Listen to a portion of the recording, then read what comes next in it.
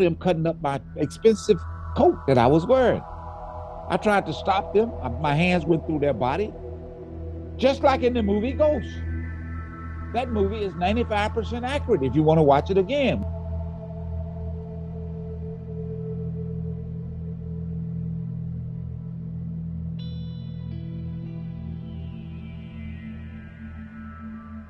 Hi, Soul Family, and welcome to my channel. I'm your host, Haji, and this is Amazing Astral Stories. It's actually an Astral slash NDE, but I'm putting this under Astral to get this series started. And our guest today is Professor Brinson. Professor Brinson, welcome to the show, and just dive right in and tell us about your background and your experience. Okay, let me begin with my background first. Okay. I'm happy to be on your show. And I've been on several shows. People have asked me to come on because of my strange experience. I've always been curious from birth, a strange, almost fanatical curiosity I've been beseeched with. And I ended up becoming a teacher. I taught in the Chicago public school system for 17 years, the elementary school level, the high school level, and also at the college level with graduate and postgraduate students. But that did not satisfy me. I was never satisfied with the knowledge that I had in the Western training in America. So I decided during my vacation time to buy tickets, and I went traveling throughout different parts of the world. I went through Canada seeking if I could satisfy my curiosity about the universe, the food we should eat, what's going on, why things are happening. And my brother got murdered, and that created greater curiosity in me. Why? The person that killed him, my mother got a lawyer, and he was locked up in jail. And after a year, they let him out. I couldn't understand what's going on. Is there justice? So I ended up going through different parts of Europe, France, Germany, England. I went through the Middle East, ended up in the Japan, and ultimately ended up in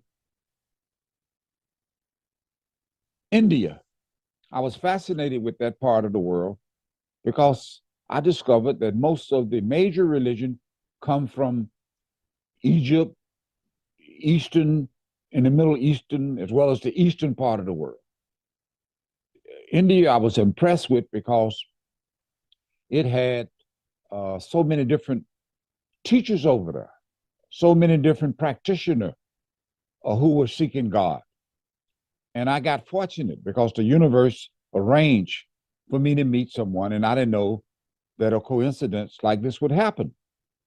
And when I met this highly intelligent government official who was an Indian, he was much older than myself. He befriended me, and he taught me a lot about so many different things.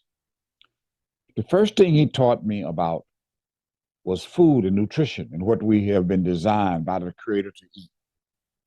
Then he went into other subjects.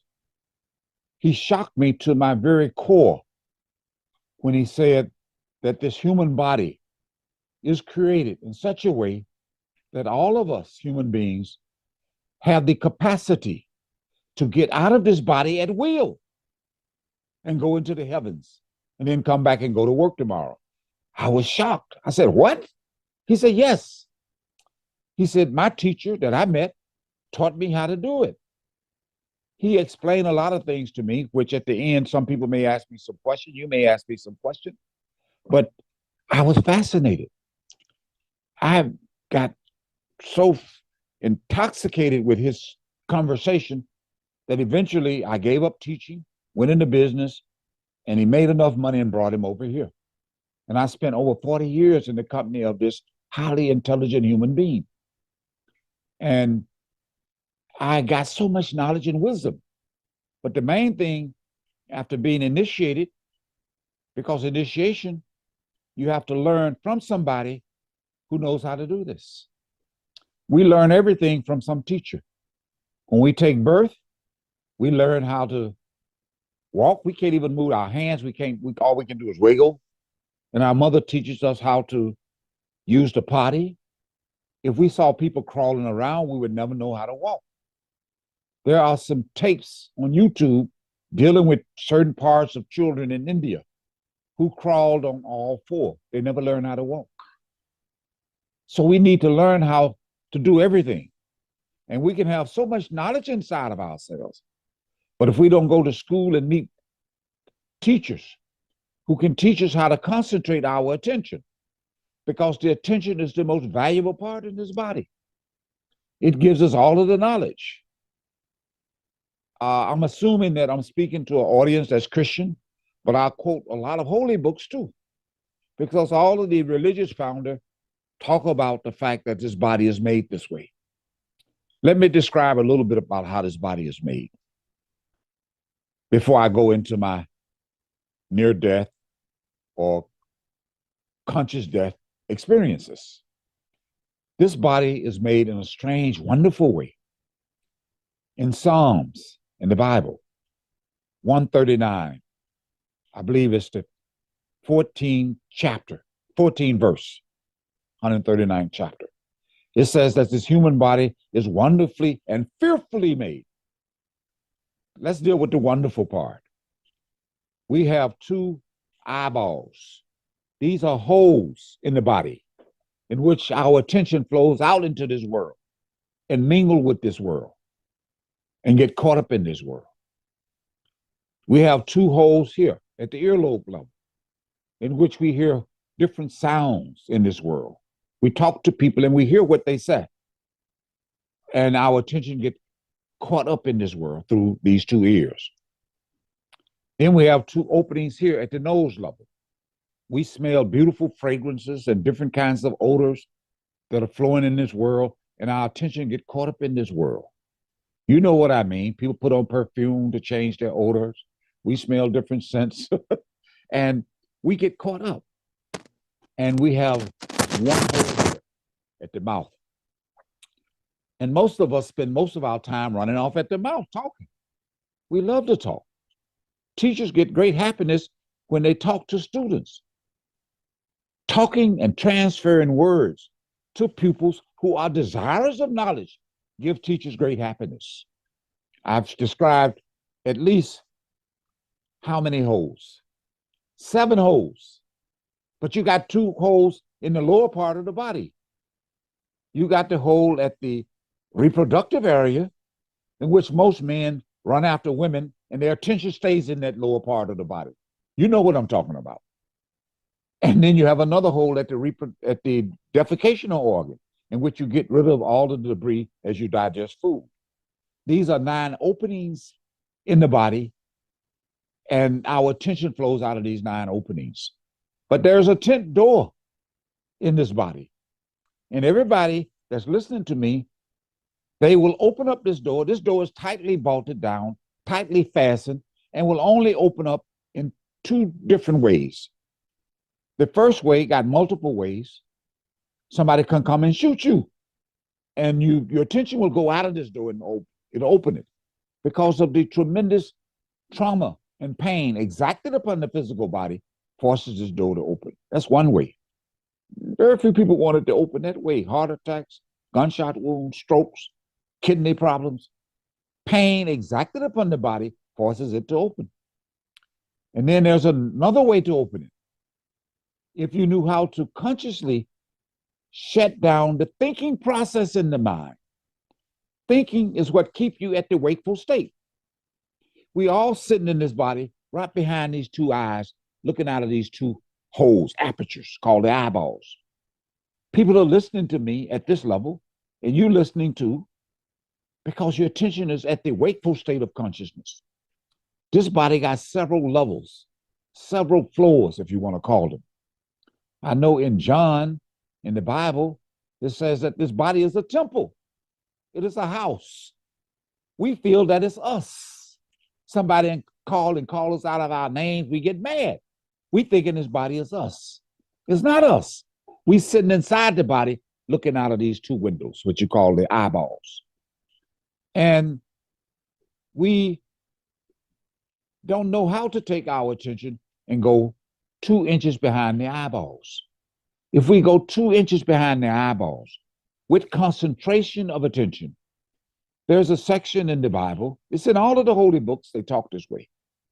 There's a section in the Bible in Matthew's 6th chapter, 22 verse.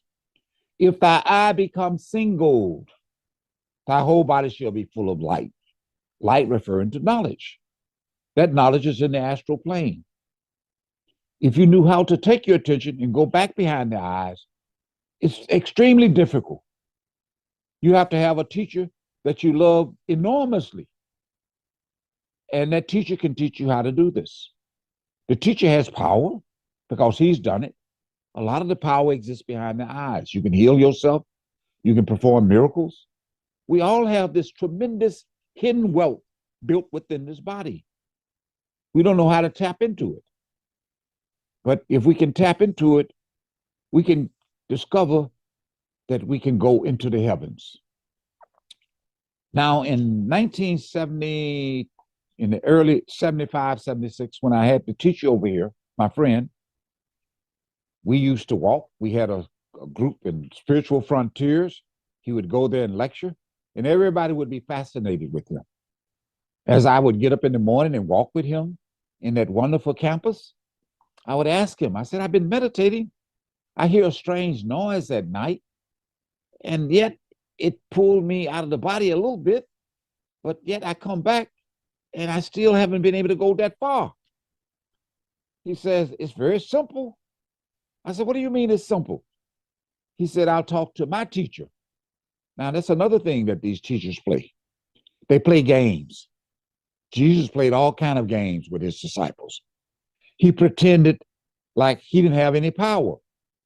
There was a blind man who approached him and asked him, I hear that you can heal people and restore sight. So he asked one of his disciples to go get a special type of dirt and bring certain kind of water. And he rubbed the man's dirt over the man's eyes, and the man was able to see. He pretended like he couldn't perform miracles because everybody would run to him for miracles. He wasn't concerned with performing miracles, but he would do it occasionally. There was a lady who came and fell before his feet and said, I know you, God, so-and-so, so-and-so. He said, it's your faith that has healed you. When they got the power, but they don't like to use it. They like to give everything to their father, who has the real power. But they are disguised as a human being walking upon this earth, pretending that they are not God. And they are God. They are the Father. So they play the game like they have a father somewhere, okay? But anyway, when I got out of the body the second time, I was in Rush Hospital in 2019. And I had a little argument with my wife. She wanted me to go there and get a colonoscopy and see the doctor. I said, why do I need such a thing? I've been eating the cleanest and the purest food on earth, which is plant-based food.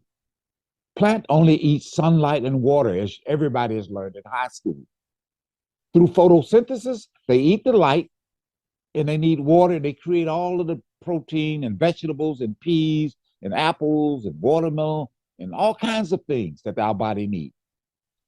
And after I learned that I'm a nonviolent species, what do I mean when I said nonviolent species? This earth has two categories of species: violent species, nonviolent species. The human being has teeth exactly like the cows and the horses. Their teeth are flat. When they eat plant-based food, that's the only thing they eat. If you cook a delicious chicken, barbecued it, and put it on a nice white tablecloth on the ground and some grass, they will smell it and go eat the grass or the herbs. They made like that. We are made the same way. Their mouth, when they eat, it moves in a circle. They got circular muscles, and they chew the fruits or whatever they eat slowly and digest it with their saliva. They sweat through, all of the non-violent species sweat through the skin. The violent species are different. They are killers, predators. They made to kill other animals. And strangely enough, they normally like to kill animals that eat plants. They eat goats, they eat cows, buffaloes. They don't like to eat animals that eat other animals. You very seldom find a tiger going and killing a hyena, maybe because of the taste. We eat meat because our mother messed us up as children. They gave us chicken, different kinds of meat. We grow up in a society where meat is very popular, but people are learning that there are companies in this world. Burger King makes an impossible burger made from plants. You can go to a store and get different kinds of plant-based food today that tastes exactly like what it tastes like, that you're addicted to. You won't be able to tell the difference.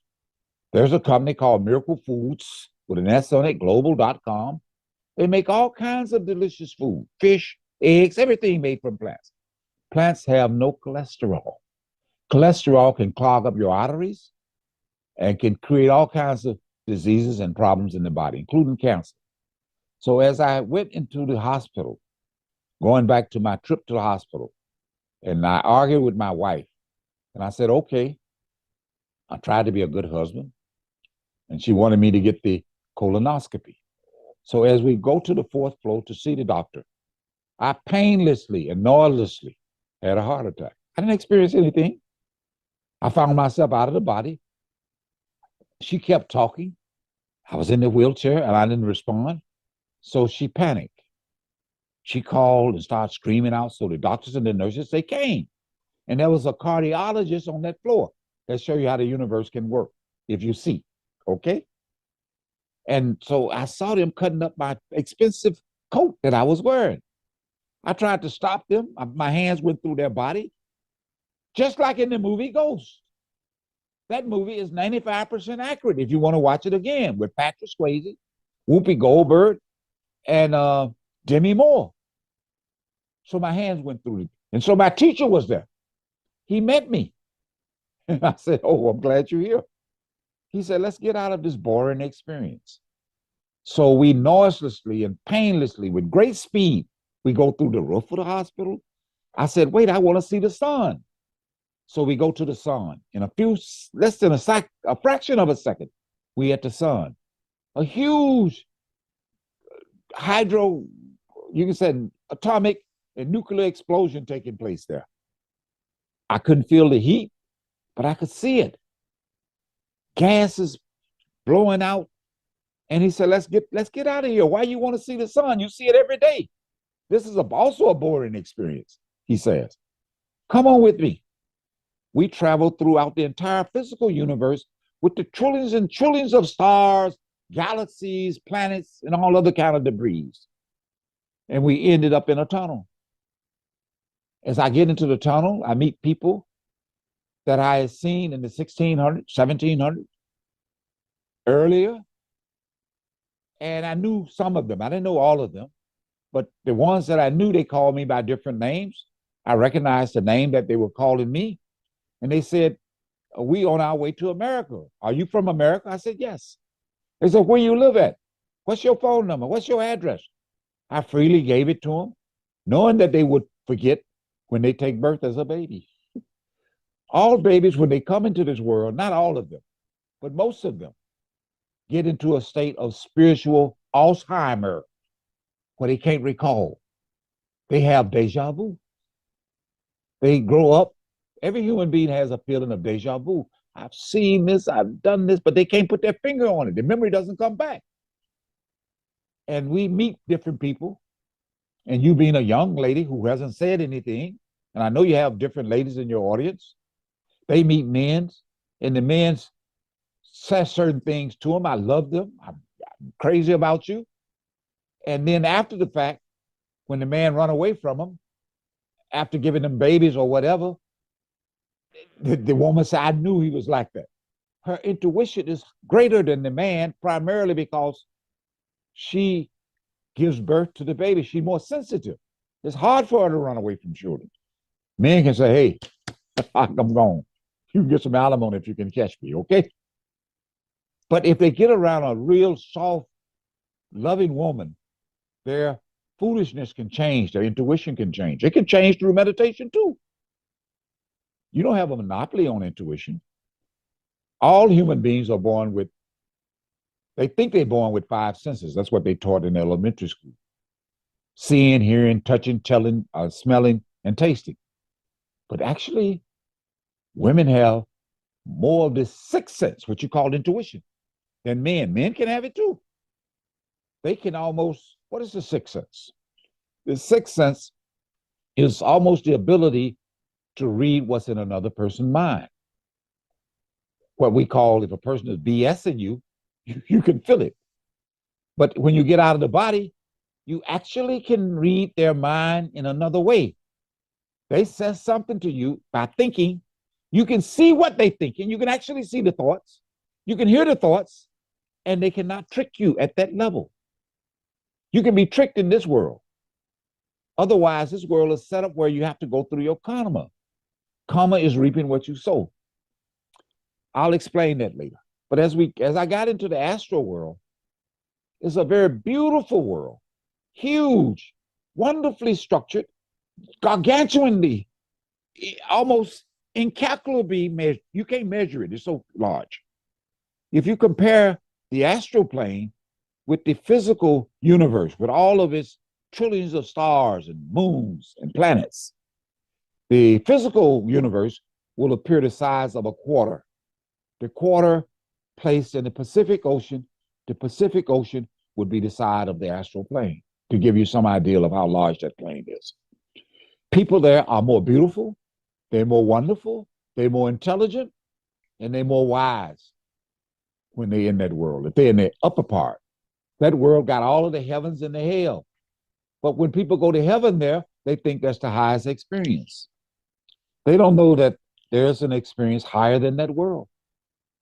You can go to the causal plane, which is the next stage. I'll explain that as I finish with the astral world. When you're in the astral world, how do you know you're having an experience there? People have out-of-body experiences, and they come back here. But I tell you how you really know if you go into the upper part of the astral plane. When you go to sleep in this world, what happens to your attention?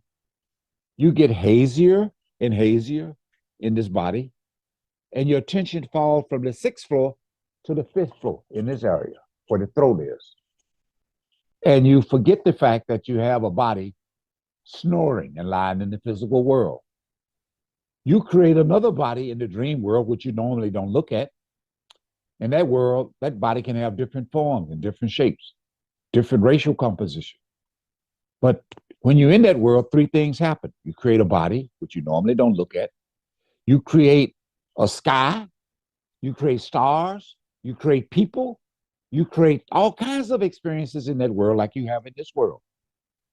You also create time and space there. This is how you do it. While you're in that world, you can see a lady with her granddaughter in a buggy. She's older than the granddaughter, obviously. She's rolling the granddaughter down the street. You can see a construction worker, a young man on the ground, passing a brick to a man on a ladder to do some work on an older building. You can see new property. That's how time is created. You can go into a restaurant and argue with people. They'll act like it's real. You can go into a bank and stick up a bank, and they'll lock you up. They'll call the police. You can go eat food, and the food will taste exactly like it does in this world. But when you wake up, you discover nothing is there. You do that every night. That experience, if you put attention on it, will give you a clue as to how consciousness functions. Consciousness cannot be shut down. You're always conscious of something, even if you go to different floors in the body. And you made from the consciousness that God has put inside this body, he has taken his consciousness, because that's all he had to work with. And he's put his consciousness in all human beings, as well as in all animals and dogs. Anything that got life got consciousness. There are different levels of life. The lowest level of life is plant. Plants do not run away from you when you try to eat it and kill it, right? So you're made to eat plants. If you try to kill a worm, it'll run away. If you try to kill a bird, it'll fly. An animal, they'll scream out. They don't want to be killed. But like I said earlier, our mother has messed us up.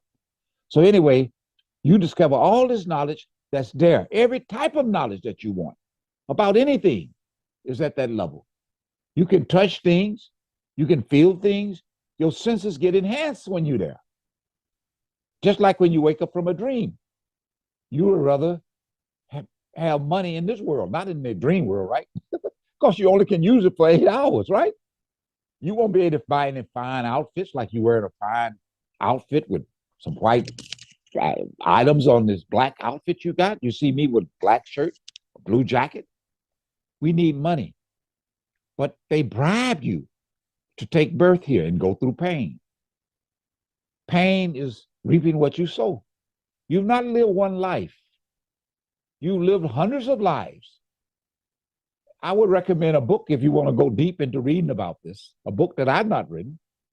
This is a book by Ian Stevenson, Ianstenvenson, Stevenson. He was a psychiatrist in charge of the psychiatric department at the University of Virginia. And he wrote books about children who remember their past life. That's a rare category of children who come here with full memory of a past life. Some of them have memory of 2 lives, but they create problems for themselves.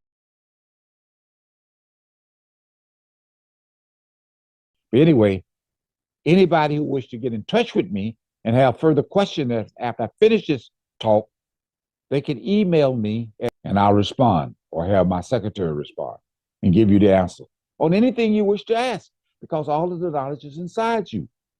Luke says the kingdom of God is within you. 17, chapter 21 verse. That means everything is inside. If the kingdom is inside, the king is also inside you. He got a huge spiritual treasury that we all are heirs to, but we don't know how to get this inheritance. The wealth that is inside is tremendous. We cannot even count or imagine that kind of wealth. Everything that you see in space, you can travel it. This is a wonderful, fun town, Disney World. You can go anywhere if you knew how to take your attention and go there. You can go anywhere in the astral plane, in the causal plane. You can go all the way back up to your father, the creator, if you could meet such a human being who knows how to do this. And I was fortunate with my curiosity to meet such a human being. It's like winning a lottery ticket. You know, when the lottery ticket is a few thousand, a few people may play. When it becomes a million, more people play. When it becomes a billion, everybody want to go. So I played the spiritual lottery with $1, and I won the huge spiritual wealth that I'm sharing with you and your audience. So let me go on. I left the astral plane. Oh, let me just say this. In the astral plane, everybody is young. Everybody is beautiful. There's no ugly people there. You don't have to use lipsticks. You don't have to use eyelashes. You don't have to use Botox. You don't have to go to a plastic surgery. You can make your body by thinking look young. Everybody wants to be about 30 some years of age. You got older people there. There are spiritual people with beards who were religious founders, because the religious founders only go so far as their teacher has taken them. Therefore, when you read these different holy books, some will say, especially in the Old Testament, an eye for an eye and a tooth for a tooth, right? Christ says, love your enemies. His teaching is higher, okay? Because love is the thing that is made in the astral plane, and as you go up, the love increases. He said, if somebody come in your house and take your coat, give them your overcoat, because you'll know exactly why they're doing these things. If they slap you on one cheek, turn the other. You'll know why they're doing this. So let me go on. You can create houses in the astral plane just by thinking. Or you can get a designer there and he can create them. Thoughts can create these things, just like thoughts in this world create houses. How do you create houses here? You go see a designer, he does an architectural blueprint, and then you get some construction workers, right? But thought is still the main driving force, right? Except that they put it on paper. In that world, you just think and things automatically come up. You can create a beautiful mansion and it can stay in the sky because there's no gravity there. You can travel depending on how much concentration of attention you have. Attention becomes the spiritual money in the astral plane. Just like there's money in this world, we can travel around the world if we're rich, stay in beautiful hotels. If you got the ability to concentrate attention, like Christ says in Matthew 6:22, and then in another section in Matthew's 22 chapter 37 verse, you must learn to love the Lord thy God with all thy heart, mind, soul, and body. That's serious fanatical concentration of attention. He'll give you everything. If you read in John 16 chapter, I believe 17, 15 verse, Jesus prays to his Father and said, Father, you have given me everything. Everything you've given me, you've given to me. And I take what is mine and I give it to my disciples, which means the disciples can have all of the wealth too. Because God is one, he's not many. He creates the illusion that many exist. He puts himself in you and everybody else, and we are miniaturized expression of God. We lack a seed, a small little seed, but that seeds need to be fertilized and cultivated by another spiritual teacher. Christ himself had to go to John the Baptist to be baptized.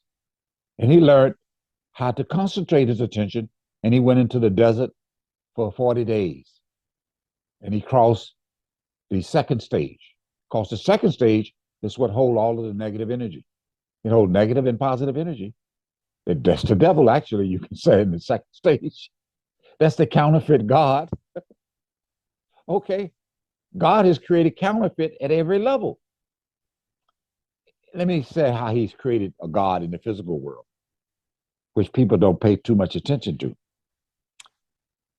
DNA is a mechanical expression of God in the physical world. Your DNA determines how beautiful you'll be, how long you'll live, what color race you'll be born in, who you'll marry, how many children you have, how much money you'll make. The DNA determines all that and drive your thinking to move towards certain people in that direction. When people commit a crime, justice operates in this world, not all the time, but through DNA. If they capture your DNA, no two people have the same DNA. Deoxyribonic nucleic acid, DNA. Your DNA is flowing throughout your body. That's how God operates in this world to some extent, so that crimes can be solved. But if they don't solve the crimes, you die. You don't have to, you can kill a lot of people in this life. Go into the hells, then come back again, and then be born as a baby and get shot by a drive-by bullet. Or you can be in an accident and get killed in an airplane. There have been plane crashes where everybody died except for one person. That's how precise justice operates. In the old Egyptian and African literature, as well as in the Eastern literature, they said the wheels of the gods grind slowly, but they grind exceedingly fine. They are more exactious than the law of gravity. We know that gravity is real. We can have a baby in a house. The baby can be on the second floor and walk out on the veranda and say, Mommy, Mommy, at the age of less than one, Mommy, you will experience more fear than the baby because, you know, if you pray to God, God will still let the baby fall and break his head or neck. Gravity will not be interrupted. That's how rigid gravity is, unless your teacher gives you his grace. See, there's a misnomer in the Bible. A lot of Christians are under the illusion that Christ came here to save the world. Paul created that illusion. Paul was the disciple. Paul used to kill and prosecute Christians, throw them in the lion's den. Then when he had a clinical death on a horse, he certainly transformed and became a Christian. He had a problem dealing with Peter. Peter was uneducated. He was a simple man, a fisherman. He spent most of his time with Christ on earth. He saw Christ perform miracles, And when the Roman soldiers came, because Judas had told them about Christ, and the Caesar didn't like that. So they took Christ away, and Peter had a sword and wanted to cut them. Christ said, no, no, no. And Peter said to Christ, he whispered, I'm willing to die for you. I'll go to jail for you. I'm crazy about you. Christ whispered back, you deny me 3 times before the cock crows. You don't know what love is until you can get out of this body. You want to stay in this body. You just like every other species. Nobody wants to really leave. If you know how to get out, you're happy to go at will and then come back and go to work. Everything changes. You have no more pain, no more problems. Now, the causal plane is a huge plane. It's different in a sense from the astral plane. If you get into the astral world, there's a book you may want to get. Bring it closer. Can you see it now? I'll put it along. I edited it. So just tell me the name of it. Embraced by the Life by Betty Eadie. Embrace. Okay. Yes. She's still Thank living. you. She's still living, and I'm a friend. Mm-hmm. She was on Oprah Winfrey. You can Google her. She had an experience back in the 80s, I believe, where she died in a hospital, and she went into the astral plane. And she loved flowers, especially roses. There is a section in that book where she talks about going into a garden, and she saw so many beautiful colors. Music is what pulled her out of the body. There's a sound in this body that you'll hear when you die. That sound is expressed in John 1, 1 to the 3rd verse. In the beginning was a word, and the word was with God. They're not talking about a physical word or a physical book. God is vibratory energy. He's musical energy. He expresses himself in the form of a sound. And that sound is what will pull you out of the body when you die, whether you meditate or get shot or die of a heart attack. That sound can take you to the heavens. It starts off as a strange noise, like electricity going through a wire, or you listen to a refrigerator as it humming. Then it turns into a bell sound. So Betty Eadie heard bells chiming, ringing, and that pulled her rapidly into the astral plane. And when she was in the garden, she looked at a flower, and she was fascinated with a rose. And she said, I wonder how it feels to become a rose. And believe me, she actually became the rose. Mm-hmm. She was actually a flower, and she felt the music, the petals sway into the music, because everything in that world has music. But very few people who go there know that God is vibrating in everything. The waters there got an intelligence. You heard of living waters, right? Mm-hmm. That water has intelligence. Everything got intelligence. Animals, everybody. But the human being on earth is the most intelligent being. And we are made in the image of God. Most people don't even know what the image of God is. I'll tell you. The image of God in human being is exhibited in the way they exercise free will. They really don't have free will. They have the illusion of free will. No human being knows what's going to happen next week or next year. Some human being can have psychic ability occasionally coming, but they don't know that God knew millions of years exactly how you'll be born, what racial, what gender you'll be born in, how long you'll live. He knew everything because he designed it that way. But he gave you the illusion of free will for one reason, for you to seek him. The angels, they got knowledge. They cannot seek God. They can see into the future. And they don't want to come back to earth because they're in heaven. They're enjoying themselves. We come back to earth and we got to suffer. Every human being is born with good and bad karma, if you can use that word, karma. You know what I'm talking about, right? Yes, yes. So karma makes, if it's good, we become rich or we get happy, we get married. Bad karma, we have a baby. The baby can argue with us and even kill us, as it grows up. We can get married and the husband can beat us to death. I mean, we can have strange experiences. Car accident, we become paralyzed. That bad karma will come. And that bad karma creates pain, and that pain is necessary. Pain is a beautiful thing, but nobody wants it. Pain promotes you It motivates you to seek. Whenever we cry for a loved one, we're ready to run to the church and try to get answers or run to YouTube, right? We can run out of curiosity too, but most people run out of pain. So pain is necessary to try to escape. So let me go to the causal plane. The causal plane is a huge world. If you were to compare the causal plane to the entirety of the astral plane, the astral plane would appear like a small quarter.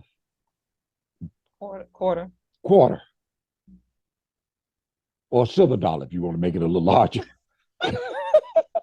Compared with the gigantic nature of the Atlantic Ocean, if you want to use that term. That's how huge the causal plane is. When you get there, depending on how high you go up, you can experience oneness with everything. And at each level of consciousness, there's a sound which takes you there. The sound changes in forms, okay?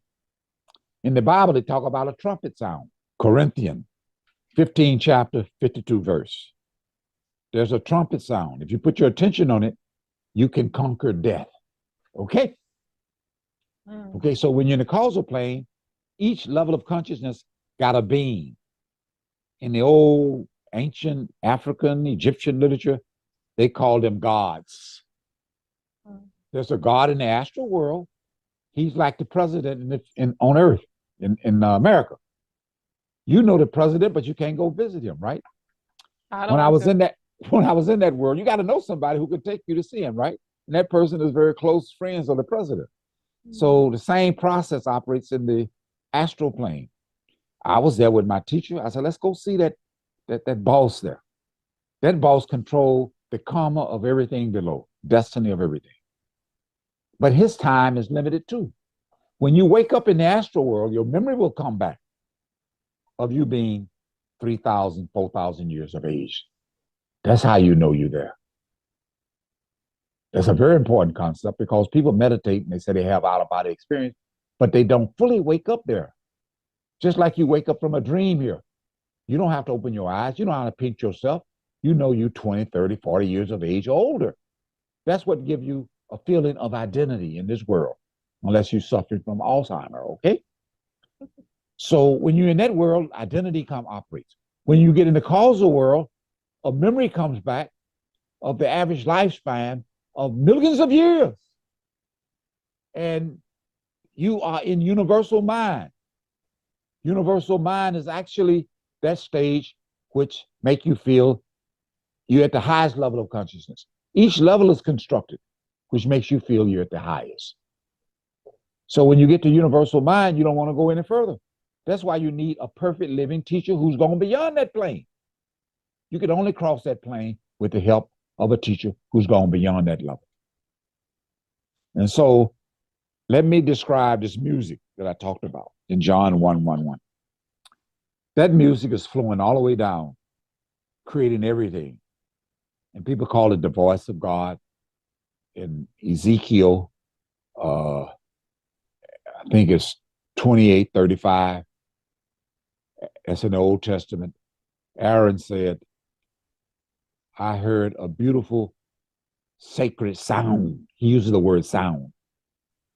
And in the other section of the Bible, you'll discover that in the Old Testament. And in the New Testament, Jesus says in John, 3rd chapter, 8 to the 12th verse, he was talking to Nicodemus. Nicodemus was a high priest. He sneaked out at nighttime because the other priests wanted to kill Jesus. They made a recommendation that Jesus be crucified because he was talking like he was a king. His disciples got the word out that Jesus was saying he's a king. And Caesar said, no, I'm the king. Bring this man to me. But that's a long story. I'm sure you know about that. So when Jesus was talking this way,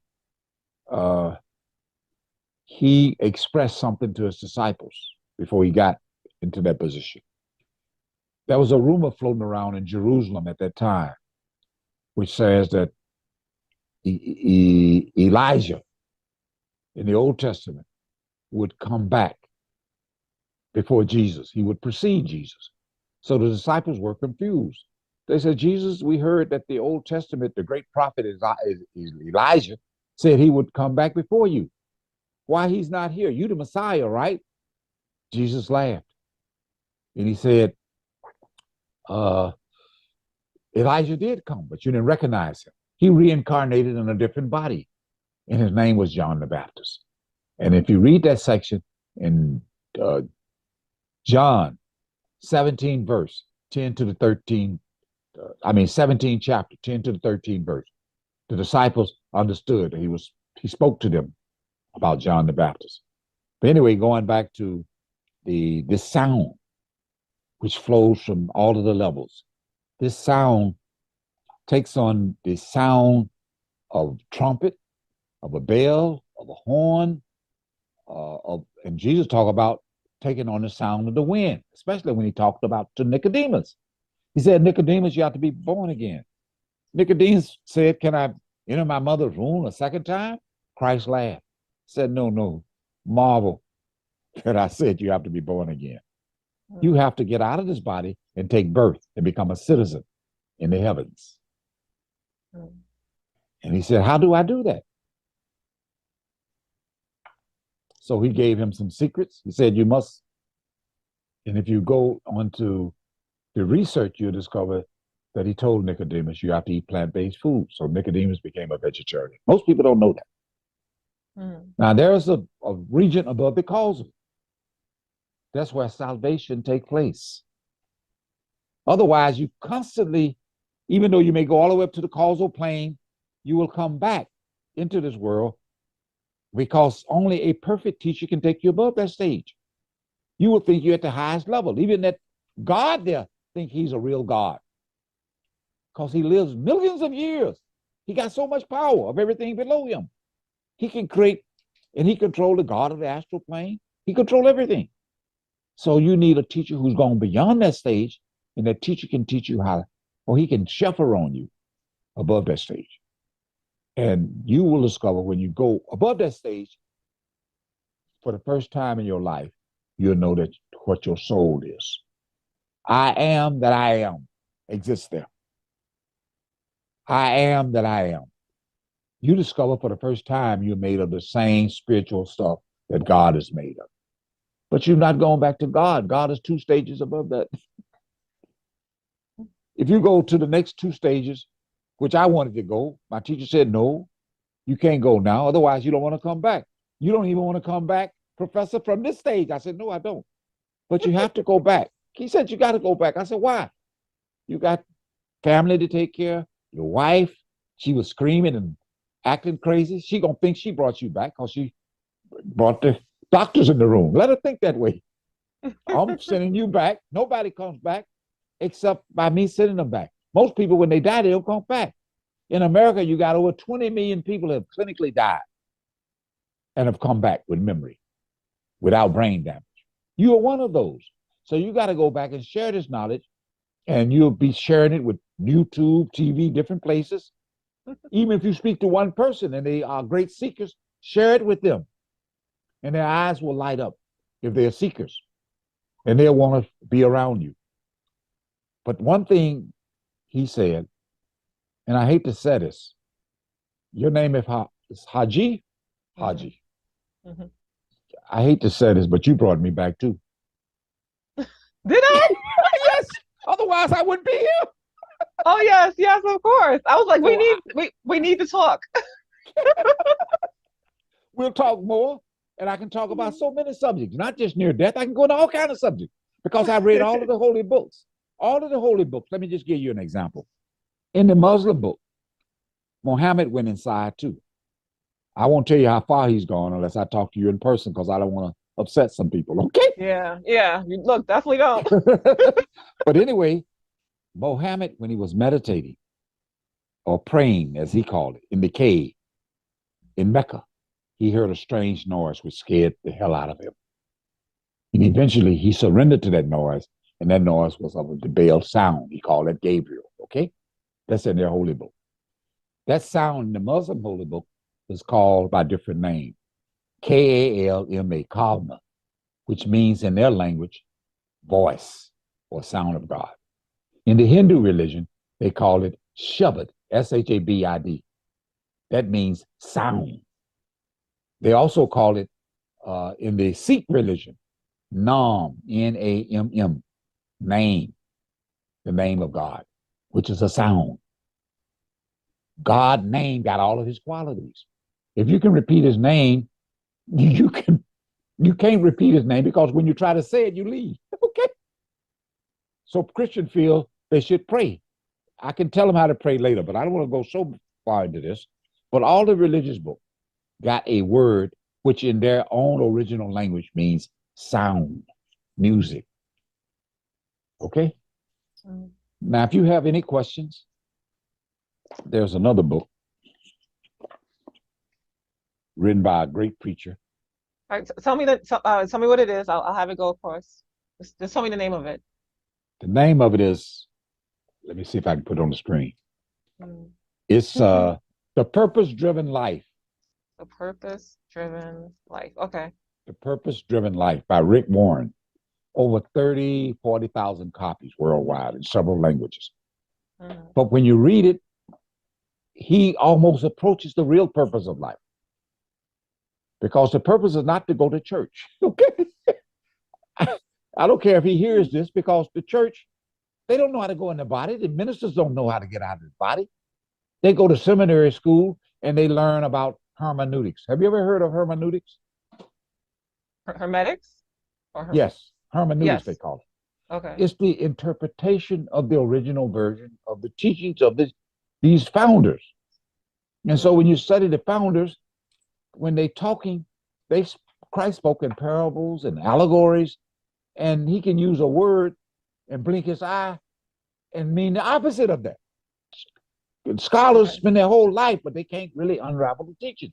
They think Jesus is lower than John the Baptist. Jesus had more power, they think. They don't know that Jesus and John the Baptist were making love to each other.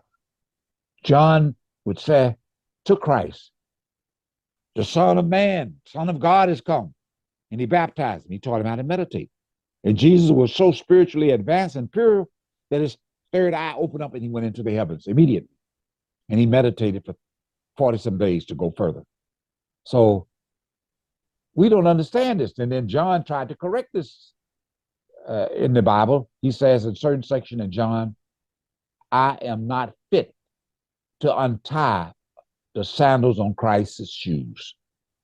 Christ corrected this to his disciple, or tried to. There's no man born of a woman, including myself, higher or better than John the Baptist. They were talking love to each other. People don't understand when people in love, they can give all kinds of compliments. They understand what they're saying, but if we eavesdrop, and that's what we're doing today when we read these scriptures, we eavesdropping like FBI agents on stuff that took place 2,000 years ago. Those mystics, those spiritually advanced beings did not come to pick us up. Christ says in John 14:6, which created so much confusion, I am the light of the world. Nobody can come to the Father except through me. He was talking to his disciples, not to you and me. Otherwise, we would be there, right? But we imagine we are disciples. We imagine that. Disciples of any mystic. That's how these religions start. You got over close to 2 billion Christians today under this illusion. And you got several Muslims. Only Allah can save you under this illusion. Muhammad came and picked up a few disciples too. But when they left, they may not have left a successor. Christ left one successor. That was Peter.